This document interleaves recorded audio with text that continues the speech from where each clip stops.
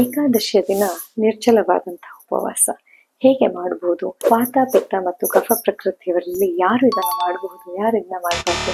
ಯಾವತ್ತಾದ್ರೂ ಯೋಚನೆ ಮಾಡಿದೀರಾ? ನಿರ್ಜಲ ಉಪವಾಸ ಅಂತಂದ್ರೆ ದಶಮಿಯ ದಿನ ರಾತ್ರಿ ಊಟದಿಂದ ಹಿಡಿದು ಏಕಾದಶಿ ಹಾಗೂ ದ್ವಾದಶಿಯ ದಿನದ ಬೆಳಗಿನ ಆಹಾರದ ತನಕ ನೀರನ್ನೂ ಸಹ ಸೇವನೆ ಮಾಡದೆ ವ್ರತವನ್ನ ಮಾಡುವಂಥದ್ದು ನಿರ್ಜಲ ಉಪವಾಸ ಅಂತ ಕರ್ಸ್ಕೊಳ್ಳುತ್ತೆ. ಈ ಒಂದು ನಿರ್ಜಲ ಉಪವಾಸವನ್ನ ಎಲ್ಲರೂ ಮಾಡಬಾರದು ಅಂತ ಹೇಳಿದ್ರೆ ವಿಚಿತ್ರ ಅಂತ ಅನ್ಸುತ್ತಲ್ವಾ? ಹೌದು ವೀಕ್ಷಕರೇ, ನಿಮ್ಮ ದೇಹದ ಆರೋಗ್ಯಕ್ಕನುಗುಣವಾಗಿ, ನಿಮ್ಮ ದೇಹದ ಪ್ರಕೃತಿಗನುಗುಣವಾಗಿ, ನಿಮ್ಮ ದೇಹದಲ್ಲಿ ವಾತದೋಷ ಪ್ರಿಡಾಮಿನೆಂಟ್ ಆಗಿದೆಯೋ, ಪಿತ್ತ ದೋಷ ಹೆಚ್ಚು ಪ್ರಿಡಾಮಿನೆಂಟ್ ಆಗಿದೆಯೋ ಅಥವಾ ಕಫ ಬಾಹುಲ್ಯ ಇದೆಯೋ ಅನ್ನೋದನ್ನ ನೋಡಿ ಅದಕ್ಕನುಗುಣವಾಗಿ ನಿಮ್ಮ ಏಕಾದಶಿಯ ಒಂದು ಉಪವಾಸದ ವ್ರತದ ನಿಯಮಗಳು ಬದಲಾಗುತ್ತೆ. ಅದಕ್ಕನುಗುಣವಾಗಿ ನೀವು ಮಾಡಿದಾಗ ಮಾತ್ರ ನಿಮ್ಗೆ ಈ ಒಂದು ಏಕಾದಶಿ ಉಪವಾಸದಿಂದ ಸಮಸ್ಯೆಗಳು ಆಗದೆ ಫಲವನ್ನ ನೀವು ಅನುಭವಿಸ್ಲಿಕ್ಕೆ ಸಾಧ್ಯ ಆಗುತ್ತೆ. ಸೊ ನೀವು ಏನಾದ್ರೂ ಏಕಾದಶಿ ಫಾಸ್ಟಿಂಗ್ ಮಾಡ್ಬೇಕು ಅಂತಿದ್ರೆ ದಯವಿಟ್ಟು ಒಮ್ಮೆ ಆನ್ಲೈನ್ ಅಲ್ಲಿ ಅಥವಾ ಆಫ್ಲೈನ್ ಅಲ್ಲಿ ಕನ್ಸಲ್ಟೇಷನ್ ತಗೊಳ್ಳಿ.